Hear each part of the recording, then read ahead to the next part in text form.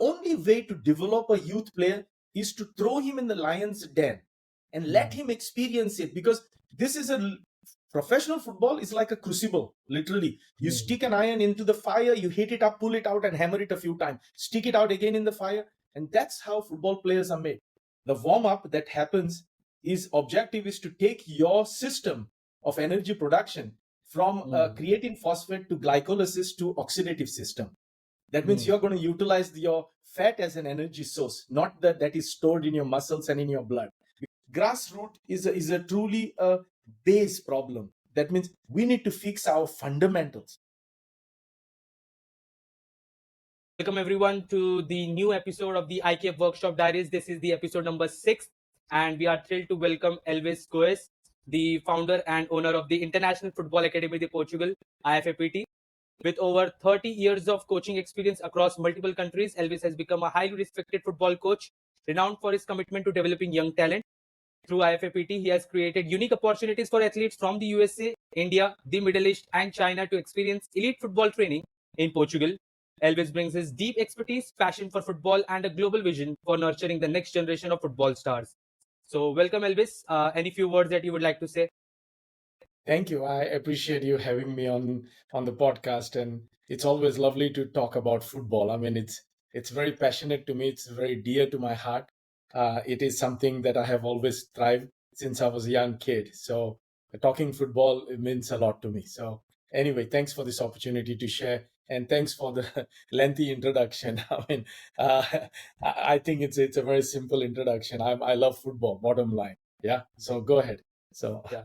So starting off, just like I mentioned in the introduction as well, that you have 30 years of football coaching experience. So can you let us know the journey behind it, how you came into football, why you love football, and how has the journey been so far? Wow. Okay. So I'll try to be brief as possible. The journey began way back in Goa, where I am from originally. I was born and raised in Goa. My dad took me to a camp first when I was 11 years old. I mean, I used to always play street football. There is a square in the Panjim up on Altino Hill called Lyceum. And there is a used to be a cement square, basically a futsal size field, and where as kids every morning, every afternoon, every chance we get, we played football on that square. It was mainly for football, and the whole village would play. From there we moved on to a small ground called Lardesh Tudant. It was like a 9v9 dirt field, and that's where we played with the borders and so forth. We became good decent footballers that somebody noticed us, and then when I was young, my dad took me to one of the SAG, Sports Authority of Goa football camp organized by Coach Yostak. I think he's still alive and doing well. But I was under him, and that's how I got initially introduced to Don Bosco Oratory. And from there, Don Bosco Oratory, I played. Then I got selected for the sub juniors, juniors, Goa National Juniors, and then went to, I believe it was in Coimbatore. Came back, and when I came back, I had a few offers from different clubs, and I went to a club where it would allow me to play in the first 11, which was Churchill Brothers, used to be Varka Sports Club. I played there for a couple of seasons. Then Dempos bought me, and I've moved to Dempos in Panjim. That's where I'm originally from. Played there for a couple of seasons, got an opportunity to go to Seza. But during that time, I played for Goa Nationals in the Santosh Trophy. Got a chance to play for Goa University, actually captain Goa University. And then at the age of, I think I was 23, going on 24, got an opportunity to go to USA to do further studies. And that was a very hard decision because giving up football was not easy, partly because I was also earning some good money at that time, and had to give up because I really wanted to educate myself, and I always wanted to go to USA and see what it was like in the Western world. And when that opportunity came, I gave up on something that is very dear to me, to pursue college and football in USA, which didn't work out that well. I played in the second division over there with Flamingos, and there was another club called Dundee. And then I went for trials actually I was on the roster with the San Francisco Bay Blackhawks, and I was on the roster with Salt Lake Sting. Then I got selected by Fort Lauderdale Strikers, but never made the first 11. And that's led me to learning what was I missing? And there were too many things missing looking back. So, it's been a long journey from 1991. I mean, Now it's 2024 here. But yes, it's been that has been my journey, and here I am in Portugal. Almost 11 years in Portugal right now, still studying, still learning. What is that makes a great footballer? And so it's like a script. Let's put it that way. And just like you mentioned that you went to USA and you played the Division 2, Division 3. So talking about their system, just to ask you that I have been interviewing a lot of US academies as well. So was the system same just like that it is present now, or in 1991 it was different because now they have brought in that university athlete kind of programs. So was it present in the 1991 as well? No, USA in 1991 football was crumbling basically. They had Hmm. the NSPL, APSL, basically American Soccer Professional League, and it was crumbling down, and they were restructuring. USA is a very complex country. It's a big country, and Yeah. football is very fragmented, Hmm. unfortunately. USA, I get a lot of USA athletes in our academy here in Portugal, and I would Yeah. say to you that they're fantastic athletes. I mean, athletically they are superior than even Portuguese or anyone. They can Hmm. compete at the highest level as an athlete, but the football knowledge or the football IQ is not there. And I think it's got a lot to do because I am a certified professional coach from United States Soccer Federation. Even though I have done my accreditation over here with the UEFA, just to able to coach, it's nothing Hmm. important. But I've read every book that there is on USSF system as well as the Portuguese methodology over here. the Yeah. the system what we talk about, which is implemented or which is there, the youth development system in USA is too complex, because Hmm. anyone and everyone in USA can start a league. You can Hmm. start a youth league. There is no restrictions on it. It's a completely an open country. It allows you to who you want to be. That's one great thing about United States is that. Yeah. And but it is also has a negative to it, because there are too many leagues. So there is a United States Soccer Federation, US Soccer League is there, then there Hmm. is USL is there is MLS there is PDL, there is USNL, there is several leagues, which makes Hmm. it complicated because you do not know which path you're going forward. Hmm. There is no proper tracking, as to say. As compare, if I was to compare to Portugal, everything is under one umbrella. Everything. I mean, Yeah. from U7 all the way to your professional, we can track you, and Hmm. that is the reason why I like what IKF is doing, implementing this scouting systems and so forth in a country like India. You need it, at least at Hmm. the state level. If Because India is also a very, it's a tapestry of different cultures, traditions, languages. I mean, it's more complex than United States for that Exactly. matter. Hmm. So it makes sense to, at least at the state level, they need to put a system. So Maharashtra needs to follow a good system and needs to at least track its athletes in that pipeline. And Yeah. so yeah, answering your question, I mean, it's complicated to say the list, but the youth system which is followed in America and youth system that is followed in Europe are completely different. I don't even know where India is in that mark. Yeah. So I better not comment, because I usually say something that offends many people. So let's leave it at that. Yeah, yeah. Actually, I've read a lot of posts of you on LinkedIn because I've been following you for a quite long time, and you're quite vocal on your thoughts about Indian football and general. And I think that is a good type of criticism as well. That at least Indian football gets to know what their flaws are from people who are experienced and who know what is going on in different European countries. Uh, so coming back to the IFAPT part, so how did you develop this academy? How did this academy came into picture? I went to, actually, from USA in 2007. I went to India, Hmm. and I went on a mission. I watched a movie called Swadesh. I really was impressed by it. I mean, it was inspiring to me that I had learned all this knowledge in USA. I was quite settled at that time, and I said, okay, I want to go to India and I want to do something. I collaborated with a industrial group in Goa called Chogule Group, and at the Hmm. college, I opened up a sports center and the artificial football ground with a futsal pitch. It was a complete comprehensive system which I had learned in USA. All the protocol, the fitness protocol, I I brought all the physiotherapy equipment, all the training equipment, everything from plyometric boxes to bungee cords to elite training stations, imported everything from United States.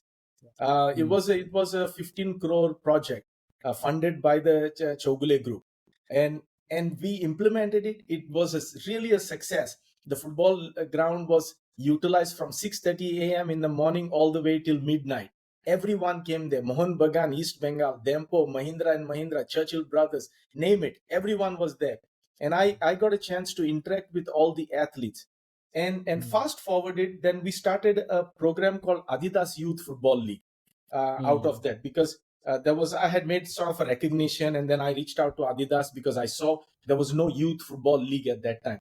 So we started a branch in Delhi, in Bangalore, and in Goa. It was basically a center which accommodated about 650 students from 6 years old to about 17-year-olds, and in the age groups all the way to 14 were the co-eds, so girls could also participate, and that's another story. But I would say to you that that concept was fantastic because they were getting training, they were getting Adidas kit, and it was a youth league, basically 6 teams in each division playing a round robin league 2 times a year, and getting coaching 3 times a week. And it was just for a very small amount of money because most of the funding came from Adidas. But Adidas told me one thing. He said, listen, Elvis, if you want to continue with this, AIFF needs to buy into this, or the local associations. And I knocked on every door. I knocked on Karnataka Football Association. I knocked on the Goa Football Association. Unfortunately, it was, how to say it, it was too new. It was something too beyond their imagination, how it all came together. I used to have about 40 coaches and at each center, and the kids would come. They were organized into teams. Out of that, 3 players, I forgot one of the name, but Sahil Tavora, Joel Fernandez, and another kid was selected to go to Germany at Bayern Munich. So it was a league that if All India Football Federation had to implement at that time, you're talking about in 2006, today it would have been like the same concept. It was built on the US soccer concept of the leagues, AYSO. And out of that could have come an elite, and then out of that could have come competitive and elite leagues. But it was a great model, a great system. It had a philosophy, it had a style of play, it had the coaching material was consistent on all centers, and so forth. When I left, I was frustrated because it was not. I mean, nobody was taking it, and then I said to myself, "What am I doing, wasting my time over here?" I also took up a job at that time with the Z Sports and 10 Sports to do the color commentary with Debayan or the I League games, and we used to travel all over India doing that. And I was really frustrated to see the level and the infrastructure and the misorganization of everything. Because of course I had moved from United States. You got to see my expectations were very high. And I was thinking in 16 years of mine being away from the country, things would have improved, but they had not. They were just there, exactly where we had left it. The Barasat Stadium looked like Barasat Stadium. Salt Lake Stadium looked like Salt Lake Stadium. There were no improvements. Fatorda looked like Fatorda. Kampal Stadium was broken down. Rajendra Prasad Stadium was destroyed. Tilak Maidan was under construction. So I'm looking at them going, wait a minute, this is not this is not the way forward. So I got a little frustrated, and I had the opportunity also I had a choice, not the opportunity, a choice whether to stay, do it, or get out. And so I moved to Portugal, and when I moved to Portugal, I realized that I had to recreate myself in terms of, because this is rich football culture. Here there are 5 newspapers dedicated to football, and 5 newspapers only dedicated to football. And then we have Porto channel, Benfica channel, Sporting channel, and then probably another 11 channels only dedicated for football. So it's 24/7 football. Exactly. But the jobs are very tight because you have to speak the language, and I speak the language, but my vocabulary of Portuguese is not so strong because I have not spoken. I grew up speaking Portuguese because I come from a Portuguese background. My father is pretty much a Portuguese guy, and so is my mom. And we spoke Portuguese and Konkani and Hindi and English at home. But when I came here, I had to reinvent, and I had to find a job. And even though I was working in the physiotherapy business, because that's the main business that I work with, a US-based company, I thought to myself, I need to do something for football. and there was always a need for Indian boys who wanted to come abroad and learn. So this idea came to my mind that I should start a small academy. Started with a couple of boys, Suhail Dolkawala and Tarun Ludhani from Mumbai. They came here. Then Varshil, Rutvik, Hamza, Veer, name it. I mean, Akash. And next moment I had, today it is grown to a massive project in terms of we have a collaboration with Associação Académica de Coimbra. It's about 200 kilometers from here. It's based in between Porto and Lisbon, and it's a FIFA 5-star accredited facility and an academy. They have a complete thorough football program. We sell roughly about 5 players per year from our juniors and our seniors, with a valuation of about maybe $500,000 or so in terms of value.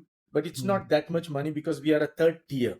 You have Benfica probably sells about 60 to 70 million, maybe $100 million worth of product. Porto probably same, Sporting same. And then you have the second division, and then we have third.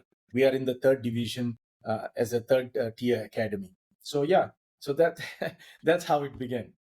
And wanted to ask you that since you mentioned that after 2006 you launched it with Adidas, then it didn't work out. You moved to Portugal. But I wanted to ask you why Portugal? Because you studied in USA, you could have gone to USA and opened an academy in USA itself. But why Portugal? Good question. I mean, okay, just the same passion that I had as a young kid, always wanted to go to America. I think everyone kid growing in some small village wants to know what United States is like, okay? Because we watch all the Western movies and Hollywood and so forth. And it's like America is like, wow, it's like a different world altogether. So growing up as a kid, I had that desire to go to America. So I ended up in United States of America. On the second about, my father's dream was always to go and live in Portugal. And my dad used to say, don't live in India, don't live, it's getting too crowded, it's you'll be successful, go explore Portugal. He used to always say that to me. See what it is like, because he himself did not know much about it, right? But he always had the feeling that it was a much better place in his mind. And so that was his dream. And so I kind of like thought about it. And I have a younger son who plays football. He's registered in the professional league in Andorra right now. He's playing for FC Ordino. He has to fight for his place in the club and so forth. But one reason I moved over here was to give him that head start. He was just 12, 11 years old at that time. He's on his 23rd birthday now. But Ethan, right? Ethan Goes. So I wanted to give him that opportunity to say, hey, listen, because I realized that living him in Goa, he didn't that ecosystem which I knew was there in USA was not there in Goa. So I artificially created it around him for Adidas Football Academy, and the program was created because of him to a certain extent. It was selfish reasons, but what to do? And that's because of him I moved here. Of course, my older son, he also wanted to get an international exposure. So we moved over here for those reasons mainly first. Yeah. And to ask you about IFAPT, can you let us know the mission and the vision of the academy? Yeah, the mission is very simple. My objective is to find talent. Our costing and our pricing of our academy, I would say, is the list. But also every year we sponsor kids. We give a scholarship, 100%, 50%, 75%, who are top athletes. And my meeting with Hitesh and the IKF group was, hey, find me one top athlete, or maybe find two top athletes that has a pedigree, you have done your homework at the age of sort of 17. You sponsor their trip over here. I'll take care of them over here. We sign a representation agreement of this kid, and let's build him for a couple of years in Portugal, and see where we can take that asset, because for us it is a commodity, and we want to develop that asset. And if we can develop that asset and resell it in India, it would be it. But that was the idea of International Football Academy de Portugal. The idea was to give an opportunity to a kid who is maybe in Trinidad Tobago, in Philippines. I have kids from Ukraine, Philippines, Trinidad Tobago, Lebanon. I have Nigerians. I have from Guinea-Bissau, Angola, Brazil, India, United States, Canada. So there are multiple. And why are they coming here? Is they are coming here like an education, like an university. So if you're thinking of higher education, practical education, always people want to gravitate to UK or USA, right? Even though in some parts they would want to come to India, maybe to become an IT engineer for that matter, or software engineering. It's very strong. But if you want to really be excelling at in the managerial skills and entrepreneurship, then and utilization of your skills, then United States is a fantastic place as far as university is concerned, because the curriculum, the way they teach it, the way they present it is it's way out of this world for that matter. And I feel that if you want to learn football, you need to get out of India for that matter at the moment. Even though there are parts like I know that Reliance Foundation is doing a great job. There are several academies who are doing great jobs. There is Bangalore Football Club. There is so all things are improving in India, but India is too big. You got to realize it's too vast.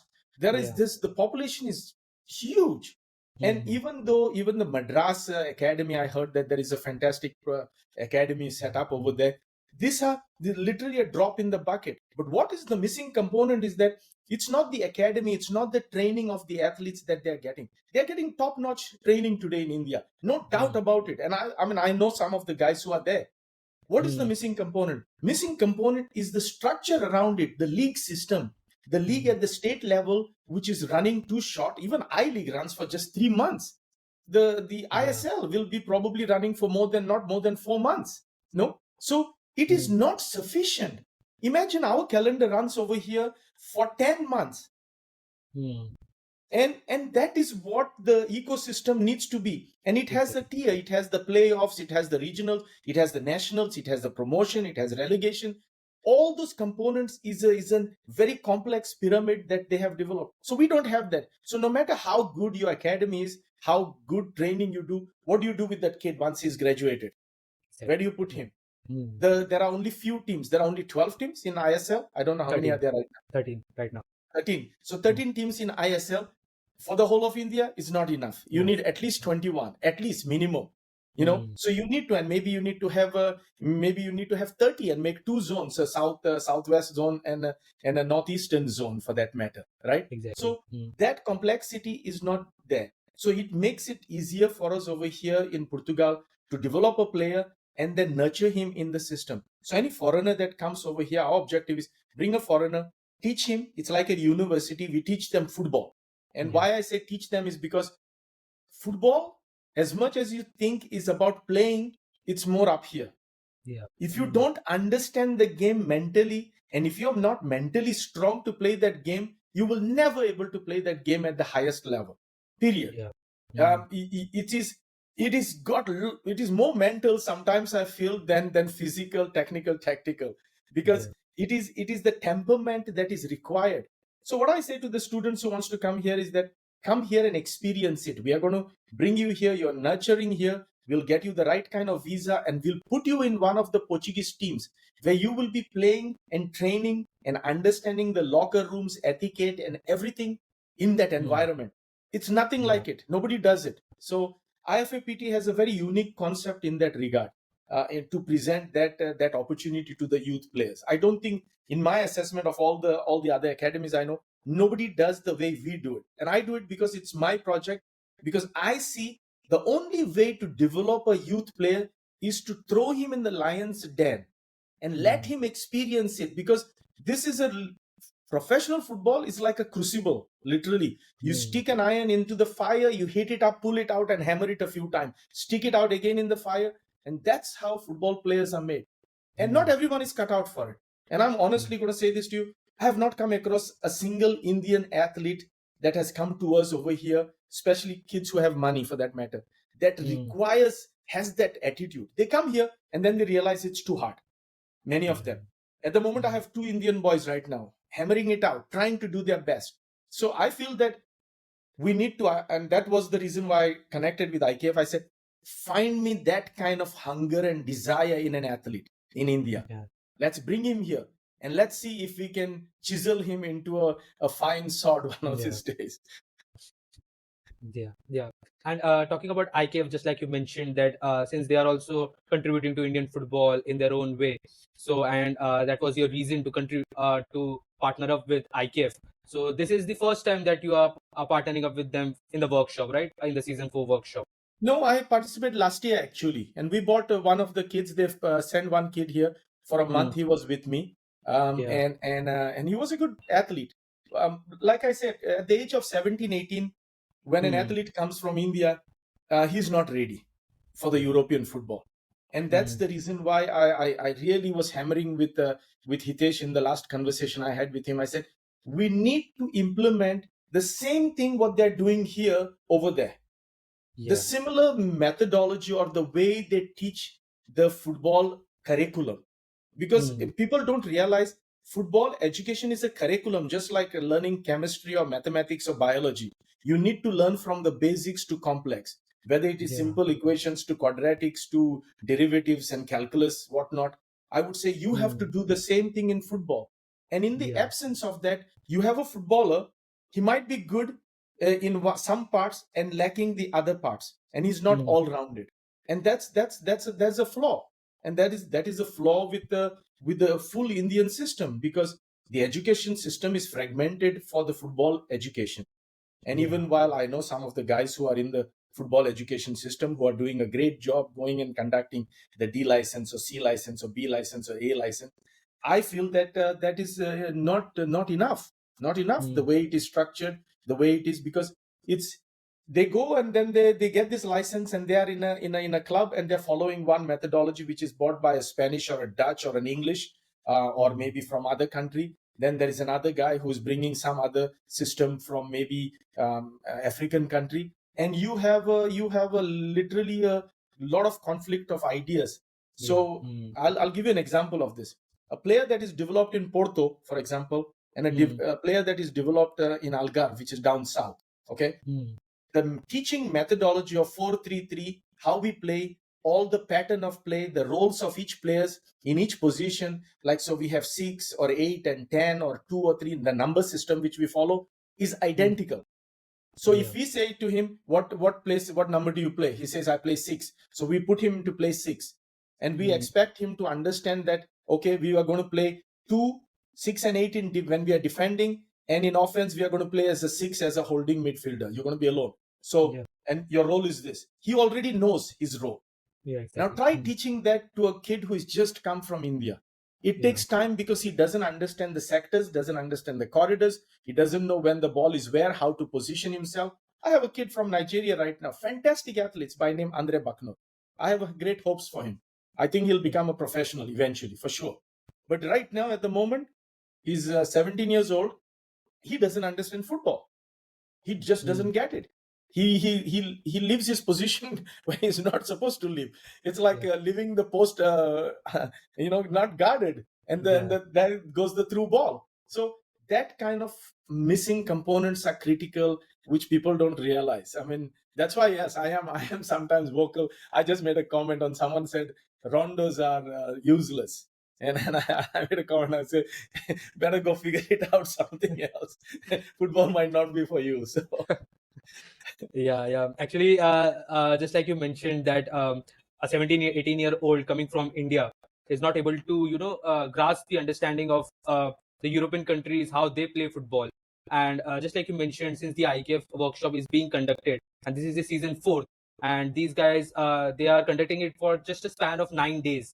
So how do you feel, means is that span enough? Is 9 days enough for a player to get evaluated and then to have that scholarship and to take him to a European country and then to evaluate him for 1 month? Is that span enough of 9 days? No, I mean, I'll be frank with you. I'll give you just an understanding of how we scout a player here in Portugal. I'm not going to. I don't want to comment on anything else. I would say to you that a player, we track him from a very young age. When we see talent, we see talent. Like right now, there's a player which is just 16 years old, but he's training with our first team, which is there is no age limit over there. He's 16, Guy. Why is he training over there? We feel that he has the football IQ, but we've been tracking him for the last 5-6 years, and we've been seeing his progression at home games and away games. How does he compete when the pressure comes, when people are being abusive and saying things? How does he compete with that? And how does he compete when he's at home? So the tracking of a scouting a player is not it's a very complex process. Number one is that immediately is the skill level. Does he have and does he make the decision? Then it goes very complex in, does he move in the space? Does he understand the game? What is his attitude? Is he a good offensive player? Does he transit into a defensive role? All those things. Like I can go scout. I mean, I have a report of each of my boy over here on my computer that I get from my coaching staff, and I'll go through it, and then I have a one-to-one meeting with them. We call it "Come to Jesus" meeting. Sorry for my, but that meeting is very harsh. It's to tell them, you're doing this part and you're not doing this. You've been with us for 1 month. We've been teaching you. Now, if you're not grasping it, we need to bring you back to the lower level and teach you. We cannot move you up. And that's hard for them to know that I am 18-year-old. I should be playing U19, but why am I training with the U17? Why? Not because of your physicality, because you don't have the football brain of that age. And you need to learn that brain first before you move to the next level. So yeah, in the short term, what IKF is doing is at least recognizing that talent. Now, once you recognize that talent needs to be moved into these football education hubs. And that's what I was recommending to Hitesh, saying that there needs to be education hubs with a consistent and the similar methodology, if possible, with the pedagogy system, how the progression goes in teaching the kid in the same schools, wherever they are, all over India. So that means even if he is in way up north or northeast, he follows that system, and then they need to bring that and watch that kid progress. And that's when you will see whether that kid is hitting the mark or not. Right now, it's impossible to say. I mean, and that's why I like it, because at least they're tracking, at least they're making a report, at least those boys are connected on the platform, at least they're getting, and that is a start. So if you can start somewhere, then progressively sell this idea to the other clubs, and everyone buys into it, saying that let's have a common platform, that all the players are registered in this platform, that we are tracking these players, their growth and things like that, and at least 2 times a year they go for an evaluation, or they go and play this tournament where IKF goes and films it and so forth, and gives a good evaluation to the boys to say, hey, these are the components where you have become better, these are the components that are missing, and so forth. So it is a process, and I think we need to start somewhere. We can talk all about it, but listen, I mean, 35 years have gone by and I have not seen anything. I recently went to Goa because I was invited to play with the veterans, and all my old friends were there who had played. We are all almost closing in 60, and some are above the 60 line. And we had a fantastic time playing. I ended up scoring 2 goals. We won 3-1. So I was like, yeah, okay, it was the icing on the cake. But I looked at all my friends, and the reason why I was better and fitter and running more than many of them in my age bracket is because the way, the kind of foods we eat, the kind of nourishment we have, the kind of culture we have, everything makes a difference. And it's not easy. It's not fair to an Indian athlete. They're playing in, like I watched the Goa Professional League teams were playing in the Bandurkar qualification round, and then the Bandurkar. They're playing in the conditions which are too harsh. The game should be starting at 7:30 in the evening on floodlit. I said, why not? And he goes, the electricity bill is too much. So you cannot do that. You are compromising a performance of an athlete. I remember when we used to play, the game used to start at 4 o'clock in Goa. 4 o'clock in the month of October, November is hot and humid, and you are drenched from head to toe before even the game is begun. So imagine the calories that it takes for you to sustain from a sports science point of view. I mean, if you were to ask me rate of perceived exertion, I mean, I was exhausted before even the game began. And the coaches those days, I mean, whether it is, bless their heart for all the top coaches, there was Shanmugam, there was our Ratnam, there was, there are many of them, there was late, these are all gentlemen that have died, even Chaturni, Thangraj, and Bob Butlin, their methodology of teaching at that time was different. These guys in Portugal had the complete tactical periodization and a system of development of a player for the last 40 years. Now, so imagine where they are and where we are, and we are still trying to implement it. So they are moving at the speed of lightning while we are thinking about moving. We are stuck. We are still there. So that is the frustration part for me, and which I always vent it out on. And then they say, hey, Elvis, you're talking always too much. You're saying things you don't. No, I sincerely say it because My passion is to see top Indian, because no matter what I do, I'm deep down inside, my accent, my color, my whoever I'm Indian, for heaven's sake. Even just because I have a American passport or American green card or a Portuguese passport doesn't make me a Portuguese. Yes, my heritage is Portuguese, but that doesn't make me. I grew up and was born and raised in India. It's very frustrating to see that sometimes I see the comments, I see the people what they're posting, and it's way off the mark. It's not correct. And we need consistency in that regard, and we need to make sure that that happens. And if IKF is contributing to it, fair enough. I mean, I would. That's why I love to support whoever is doing positive things. I'm all ears. Yeah, yeah. And just like you mentioned a point in your just recent what you said, you mentioned that the games don't start early means you are drenched in heat and everything. And since I was one of the commentators of the Goa Pro League that happened last year, and I was part of the Bhavsai Bandurkar Trophy as well as a commentator. So I used to be on the mic. The game was scheduled at 4:30. Some games used to start at 5:15. So half an hour late, the players are frustrated. The players are standing on the pitch just watching what will happen, and they are still perplexed, and that kind of not just frustrate the players as well, but as a commentator I too used to get frustrated as to, because I had plans as well after the matches, and it gets it gets tight, and you can't do anything about it. You have given your consent about commentating. So but talking about the players, they are standing in the heat 4:30, 5:15, the game starts, then they have to play till 7:15, 7:30. So I should feel for the players, but that's what the game is all about, and that's all Indian football is all about so far. But No, coming it back is. to Yeah, go ahead. no, you can go No, ahead. I was going to say to you that there is today you cannot ignore science. And if you are not utilizing science for your development or performance, then forget about it. Forget about it. If you cannot use the rules of the game and science to give you that additional boost or that edge over your opponent, you missed out. And what you're talking about is purely science.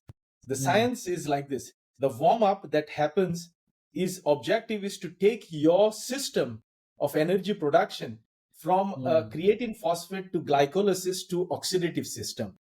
That means you're going to utilize your fat as an energy source, not that is stored in your muscles and in your blood, because that depletes very fast. And the warm up, if you do it, and I had this problem long time ago with Bobby Anju George when I was working with Bobby. She was at that time at the peak of her career. She had won the bronze in the European Championship and so forth. And we were planning to do a jump in Kantirva Stadium. They told her, and all I said to her is, I'll get you ready. Your go jump. One is enough to qualify, because there was nobody there to match her in that time in India. And I said, that's all. But the Babu, who was supposed to come to inaugurate the function, did not show up at that time when he was supposed to. So I prepared her physically, massage everything, got her ready, got her activated, and 2:30 she is supposed to jump. And the Babu did not show up. Now we have to go back. Yeah. And that is what you are talking about. So if a player gets warmed up and goes into a cool down, now reigniting that, you have wasted a whole lot of energy source. So Okay. let's not go into that subject, but I'm saying you are dealing, it's complicated, let's put it that way. I would say that we need to get our act together for sure, in many levels, in different aspects, from the coaching education side, from the game management side, the competition side, the organization of the competition, state level, combining with each other, whether it is the Subruto Cup, the Junior National, Santosh Trophy. The olden days, the calendar was completely different. And today the calendar is different. Those days we used to play close to about 50 to 60 games, organized games, because we used to play our league games in Goa professional league, which used to have about 15 to 16 teams. And then we went on the tournaments. Then we would go to Rovers Cup or Stafford Cup, Syed Nagji, Gold Cup, Gulam, or DCM, Duran, Federation Cup used to happen then in between. All those things, and in between there was the Santosh Trophy selection happening. So you played a whole lot of games. In fact, almost a game every 2 games a week, almost. Sometimes maybe even 3. But we were exhausted at the end of the day. And then we had a long break, which was the monsoon. June and July was off for us. And then come August, the preseason, July, the preseason began on the beach. And then we went on to the field and so forth. Things are changed today. but that calendar is also affected. So there are several steps India needs to take in order to go to that level. Going back to what we are talking about in terms of scouting programs, in terms of implementing proper methodologies, tracking players, giving players feedback, this is all new. Our training was what? Alright, chalo, 4 round maro. We are running around the football field and then do some football passing and things like that. And there you go, play. The reserves versus the first team. And we knew who was in the first team, you know who the reserves was. And we played game. It was over. We went, we had our breakfast, whatnot, relaxed. An evening, another training session, basically same play or a practice game. So we did that. There was no systematic training. But today the coaches are well informed. They know how to prepare the team, how to what is defensive organization, all these things. They're way ahead of the curve. But what is missing? Missing is the component of the organization, the overall organization, the league, the cohesiveness, the communication is missing. And I think that is the number one reason we are not seeing progressive development of an Indian footballer that is coming up at the Asian level and then international. Till this day, not a single Indian footballer is making his mark in the top 5 of the European leagues. That's a shame. You know, that is not nothing to be proud of. While we in the hockey, we are world class, we can compete against the world best. Cricket, we are world class, we can compete against the world best, and we are the world champions in those formats. Hockey, cricket. Where is football? We used to be top up there. Once upon a time, we used to compete against the Asian countries. I remember. I mean, I was part of some of those games in the exhibition games. Played against South Korean team in Fatorda Stadium, and the level was very different. I mean, of course, they were really top, but seeing that and seeing it firsthand, what their level was and what our level was, quite very competitive those days. And they have gone this way, and we have gone the opposite direction. And I think that needs to change, for sure, needs to change. And it comes from the right on top, the leadership.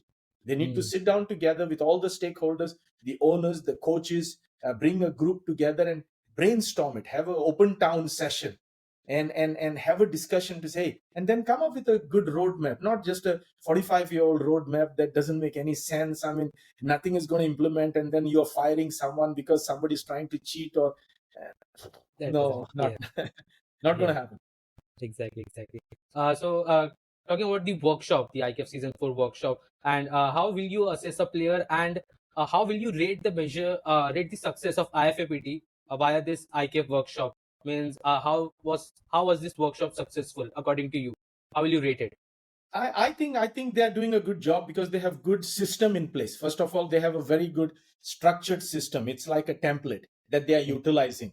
They sent me that report, and then I looked at it and I raised a few questions, and also there was a video footage of the boy. I recommended them for the next session when they do that they should do 11v11 football, not a small sided, because in the small sided I can see the technical part of the players. But from a tactical point of view, if the filming is not done from top, or if that assessment is not given to me, it's difficult for me to assess a player.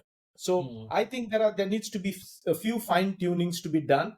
But overall report which they are generating, like of Shubham who came over here, was pretty accurate. Everything what they said he could do, he did.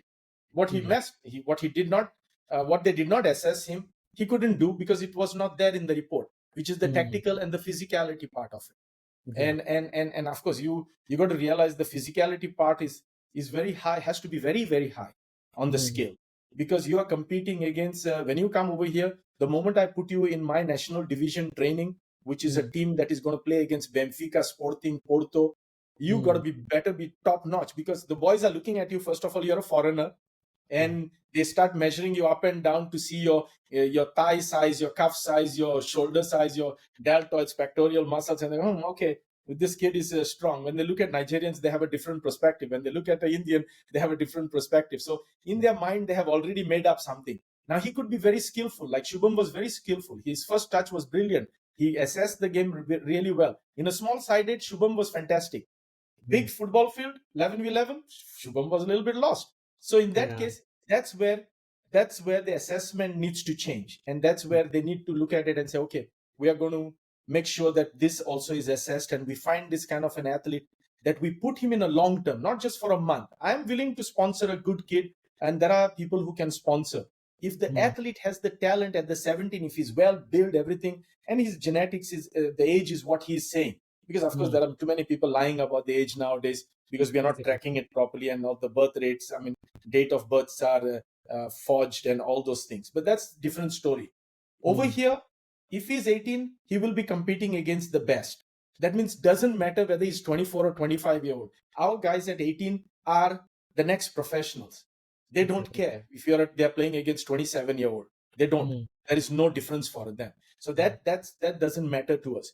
But for me, that assessment is important in the IKF evaluation process.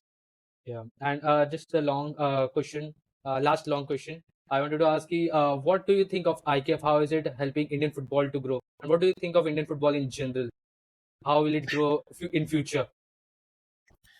IKF, I think, is contributing in one of the most integral part of football, which is tracking of an athlete in the ecosystem, because you have millions of players playing, but you need to find the top quality players throughout India, and you need to see how you can take them to the elite programs.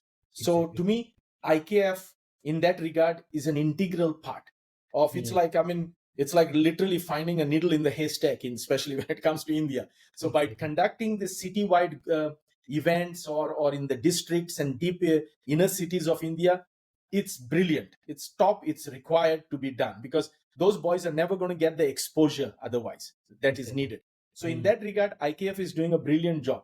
Now, the second part of it is when you get those talent, they need to be put into different, whether you put it FC Goa or Bangalore or the top ISL club or I League club in their youth development. If you can do that and those players can be nurtured through that process, great. Indian football by default, not by plan, by default will reach where it needs to reach. And it will be a bumpy road, because we will go like this instead of going a gradual growth up like this. We will go through this partly because we don't have a plan. As much as people say they have a vision and a plan, no, they don't. They don't have a structured plan that is implemented and executed at every level, whether it is at the district level or the state level or national level. They don't have one. And nobody is enforcing it, because they are each one is in, there are too many complications. Like a simple example would be Goa. Goa, you have your SAG, which is the governing body of India, right? Sports Authority of Goa. And above them is your SAI, Sports Authority of India, which the funding for football or sports comes from. It goes to SAG, and then SAG allocates that funds to all the different sports. So football gets its share, Goa Football Association. With the Goa Football Association, they created another entity called GFDC, Goa Football Development Council. Now, I'm not sure why they created it, but it was a good move, because it was supposed to help the youth. The only original vision was complement and supplement Goa Football Association in the youth development. Makes perfect sense. The slogan, the visions make sense. But it has not worked out. Why? Because they themselves do not get along. I can tell you that. They don't get along. They don't merge very well. There is too many egos involved here. And there is a flaw. And that you can take that small model, and it's pretty much in every state, the same situation. You go to Maharashtra, they have the football, they have the Western Indian FIFA, and then they have MDFA, and everyone is, not gelling together for the common good. And why? Because it's in the absence of the leadership up. If the leadership at the AIFF was strong and implement something and says, listen, this is, if you do not do, you don't belong. You do not get the subsidies. You don't follow in the line with the program. It happens here. You don't fall in the line, you're not going to get a subsidy. Like I'm the vice president of a local club over here called Porto Salvo. And we get a subsidy from the government based on the number of athletes that are training, but also based on the level of our teams playing. Because if our teams are playing, and because we have districtal 2, district 1, district 2, national 1, national 2, and then the senior has 8 division. Depending on where your teams are and where the performance is, you get a subsidy. So if you're national division, because you have to play home and away, and the away game is very far, you get a subsidy for it. You get a van. They'll donate a van. I mean, it's all from the government funding. The football ground, we have 2 grounds, one 11 aside, one 9 aside. And all the facility, the fully functional facility locker rooms, everything is financed by the government. And it's in every city, it's given. Yeah. And the state, we run for elections, the local people who live in the county, and we get elected. So I have a president, vice president, secretary, treasurer, and we are all non-paid. We are all volunteering our time. The only people are paid is the technical director for the football 11, technical director for football 9, and all the coaching staff, physiotherapists, masseurs, all the ground staff is paid for from all the funds we get. So there is a system. Now, that is not there. It's missing. I mean, it's seriously missing. And don't compare America. America is all about money. America has got money coming out of their wazoo, literally. They got more money they can imagine. United States is all paid to play, and it's an elite program, and that's why they're continuously producing players, because they have a top quality, top program, and too many programs. So their problem is a different kind of a problem. Our problem is a grassroots problem, and it's not to be vaguely used. Grassroots is a truly a base problem. That means we need to fix our fundamentals, nothing else. We need to fix our fundamentals, and the fundamentals are proper training methodology, proper infrastructure, proper league system, proper competition, proper tracking, and proper elevation to the highest level of the pyramid. And then, of course, then the number of teams and competition. And then if you see that happen, money is there. Today, there is plenty of money in India. There is no question about money. There is no question about financing. If Indian corporate sees the value in this, they will start putting. They used to. The CSR funds used to go into paying our salaries. Then they changed the model, and they said, no, you need to create a private limited company in order to run a football team. That's where the first problem came, right? So now they couldn't sign a blank voucher and write a value in it. So they had to track everything and give a government a report. So they need to find a loophole in the taxation system, actually, or government needs to give that benefit to the institutions that are doing sports activities. So if if Dempo Sports Club, which has gone back into the I League, is going to run a football team in the I League, they need to be given tax benefit for that investment, because it is an investment in the country. It's an investment in entertainment, an investment in building a social life and a social development of a country or a state. So the government needs to give them a subsidy. The government needs to reach out to them and say, listen, you're doing a good thing, because being in sports improves your health, improves a lot of things. There are health benefits, there are social benefits, there are psychological benefits. So, okay, it makes sense to put kids in sports. So in that regard, that boils on all the way to the up, to the corporate, I mean, to the highest level of our leadership, and that is where we are at a flaw. So and just like I visited your website, and there I saw a short-term program and a long-term program, and I just wanted to ask you that. I missed the chance to ask you that. Can you just give a brief about the short-term program and the long-term program of IFAPT? Yeah, the short term is basically, say, someone who wants to come here for a month as a trial. I mean, I have several Indian boys, especially youngsters, who come. They come here for a month, they stay, live at the academy, they have breakfast, lunch, dinner, they have morning training, they have evening training, and then they have team training. So they almost do about 9 training sessions in a week, but they are monitored, and their load is observed very closely. We don't overload them, but we try to push them and give them that during the short term. There is a classroom session, there is an evaluation, there is a gym session. So you are sort of like, it's like an appetizer to what is to happen. But you come here to experience whether you like this. Is this for you? Is this, are you willing to go through this, crucible, in other words, of the fire? Are you willing to handle? So the short-term program is that. You can come here on a short-term program with just a tourist visa for 30 days to up to 90 days. The long-term program, you have to come on a student visa or other kind of visa, or a sports visa. And we help you with that. We give you all the necessary documentation. You got to reach out to us. You can look out on the website, or you can reach out to me, which is that elvis@ifapt.com or www.ifapt.com. You can look up that and you can connect with me. The long term is an intensive program. That means you come here on the correct visa during the pre-season. We prepare you. We will see if you fit in among our teams in our academy. They are all elite teams. If you don't, then we go to the neighboring one, which is the district higher. or if you are better than our teams, we put you in a different club. So you will train with us in the morning, you will get all the support in the afternoon, and then we will commute you to your club where you will be registered to play in the league as long as you are 18 years old. If you're younger than that, one of your parents has to be living here other than football reasons. So, and those guys, like I have Faris, I have Toby, I have Jorel, I have few boys that are there. They are minors. There is a Colombian boy also who is a minor, but his parents live here. They came here to work. So their minors are there. But in that program, it's a very intensive program. It's a 10-month program. You have a very short break, and then you are playing home, away. You're in the locker room. You're going through everything a European footballer will, in and out of football. The game evaluation, how to prepare, and I think it's a great university in that regard for education. So I see it that way.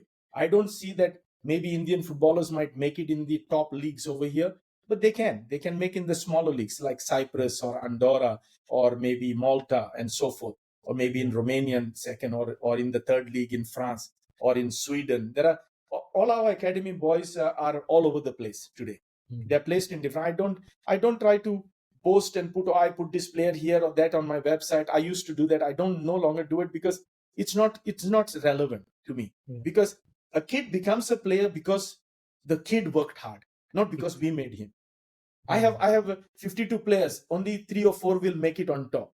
Does that mean our program is a failure? No. So you cannot judge it on one. Neither can you judge it on the rest. So yes, they come here, and it's just like any other thing in life. And how you apply and how you get your success is through your hard work. I became who I am because of my hard work. I can contribute my upbringing to my parents, my mom and dad, for them to guide me, and maybe some teachers who gave me positive reinforcement, and maybe some of my coaches. I'm going to name some of them. I started with first coach was Father Pace at the Don Bosco Oratory. Then came Zito Gudino. If I don't mention his name, he always gets upset with me. He's still there in Goa. He's teaching archery nowadays, I told. Then was Felix Afons. I don't know if he's still alive or not. Then there was Bob Butland. There was Armand Kulas. There was Albert Juanes. There was late Vishwas Gaonkar, who passed away. And then I left Indian football and went away. So I would say to you, yes, there was Ratnam, and then at the national level, there was Shanmugam, and there was Peter Wallis and Armand Kulas. So there were many coaches who impacted me as a football player. Did I take the knowledge? Yes, I learned a few things. I always kept a diary and kept my notes and understanding. So football is a journey. And I think that what we are talking about today, the paths to it, whether IKF, in our International Football Academy of Portugal over here, all these are paths, and there are many other paths in your life, but you need to stay on a path, you need to stay consistent, and you need to put the effort to be where you want to be. So I guess that brings us to the final part of the podcast. We've already crossed the 1 hour mark, so I won't take any much of your time. It's just a blind ranking game, if you might have noticed on social media. It is quite prevalent. It is going on throughout the world. I'll give you the names of. I'm bad at quizzes, so go ahead. So I'll give you the names of 10 players because you are from 1991. You know players who have been in the 1980s and 1990s. So you know their game as well. So I have added 10 names. I will be asking them randomly, and you have to rank them from 1 to 10. It's called blind ranking. So shall we start? Yeah, go ahead. I have to keep a check as well to make sure. So the first one is Johan Cruyff. Where would you rank him from 1 to 10? 10. Paolo Maldini. 10. No, you can't repeat the numbers. Oh, I cannot repeat. Oh my gosh. Then oh no. That is the beauty of the game. Oh, yeah. Okay. All right. Whoa. Okay, all right. So Johan Cruyff, I would give 8 in that case. Okay. Paolo Maldini? 7. Ronaldinho? Boy. Whew. 9.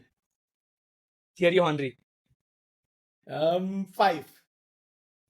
Zidane? Oh gosh. I do not know who I'm going to get as the first one. Okay, go give 4 because he was way up there. Messi? That is not fair at all. You said the 80s and 90s. I thought you Yeah. were going to go to Maradona for that matter, or Pele, but oh boy, that is not fair. Okay, I have to put Messi as at the 10. 10th. Yeah. Neymar. Way down there. Never really reached his potential. 1. So where do you put Neymar from 1 to 10? Actually, I would put him in the mid table, Any number. So there is 6 left, and 8, Yeah. 7th, 8th, 9th, 10th are already done. 6th Yeah. is left. So should I put him on 6th? Sure, put him on 6. Then it is Iker Casillas. Top goalkeeper. If whatever is down, numbers left, put him down there, because I've given up the top slots to the guys, so I did not realize that. So the 10th, the 6th, 5th, 6th, 7th, 8th, 9th, 10th are already done. Okay. So you have to put Casillas up on the top. So it's 1 to 10 means if you're putting a player on 10th means he's the worst of all the 10. That is the game. So you have put Messi on the 10th position. No, that is you did not give me the rules properly. Oh my gosh, that is terrible. So let us start once again. Let's be Okay, let's start once again. Okay, let's start fair once enough. again. But the Okay. names will change now because of course. Okay, all right, understood. Okay. So now So since 1 being the best and 10 being the worst. the worst, yeah. So I Okay, all didn't right. give the Now rules I got it. properly. Yeah. Okay. So now since we have missed the part of all the players, I will be questioning about the forwards, just the forwards, and you Okay. have to rank the forwards accordingly. Same Okay, game, fair the same enough. rules. Okay. Sure. So the first one is Luis Suarez. 5. 5. Lewandowski. 4. Karim Benzema. 6. CR7. You said 1 being the best, right? Yeah. 1. Maradona. 2. Messi. 3. Haaland. 7. It's Thierry Henry. 8. Neymar. 9. It's Ronaldinho. Oh, terrible. 10. What to say? So I guess 1, 2, 3, 4, 5, 6, 7, 8, 9. Yeah, So we have I got done all of this. them. Yeah. So shall I repeat once your Sure. top 10 ranking? That's not fair. If you had to give me all the names, then it's easier to put them. Because asking them names, because I do not know who you're going to ask next. Yeah. That is the beauty of the game, actually. Yeah, That is why it is quite for sure. going through the world. So I'll just repeat it once from the number 10. It is Ronaldinho at number 10, Neymar at number 9, Thierry Henry at number 8. It is Haaland at 7th, then Benzema at 6th, Suarez at 5th, Lewandowski at 4th, Messi at 3rd, Maradona at 2nd, and CR7 at 1st. So any For one sure. position that you would like to shuffle? Any one player? For sure. I would, if I'm shuffling, I would say to you that the Ronaldinho, I would shuffle him into a 4th position. Yeah, and Lewandowski goes last. Yes. Yeah. Sure. So yeah, that brings us to the end of the episode. Hope it was a good episode for you. I missed the rules though of the final game.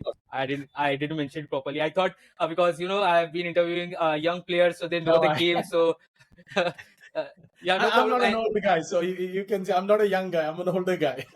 Yeah, I should have mentioned the rules properly. But anyways, it was a great episode. It was great chatting to you, and I learned a lot about Indian football, the IFAPT, your academy, then IKF, and everything. Any words that you would like to say before ending the episode? No, I just wanted to thank you first of all, and giving football a platform and giving football a voice. It's important that we do speak about football in Indian context and bring the reality and the truthfulness out in the open. It's important. It's not to offend anyone, and even I want to say apologize to those people I may have offended by mistake when I say something. I don't mean to, because sincerely, when I speak from my heart always. There is no gray area to it. It's black and white. This is what I sincerely feel, because I have devoted my life to football, and to me, football has given me everything in return, as a fantastic life, good health, and everything else. So to me, I just want to say thank you for this opportunity to speak, and wish IKF and you and Indian football the very, very best from the bottom of my heart. Thank you so much. Yeah. So thank you everyone who is listening this episode, and do register for the workshop if you're listening to the episode, and do come for the workshop because it will be a great opportunity for you to excel in your footballing career. So that is it from my side. I'm the founder and presenter of All About Football, signing off. Thank you once again. Bye.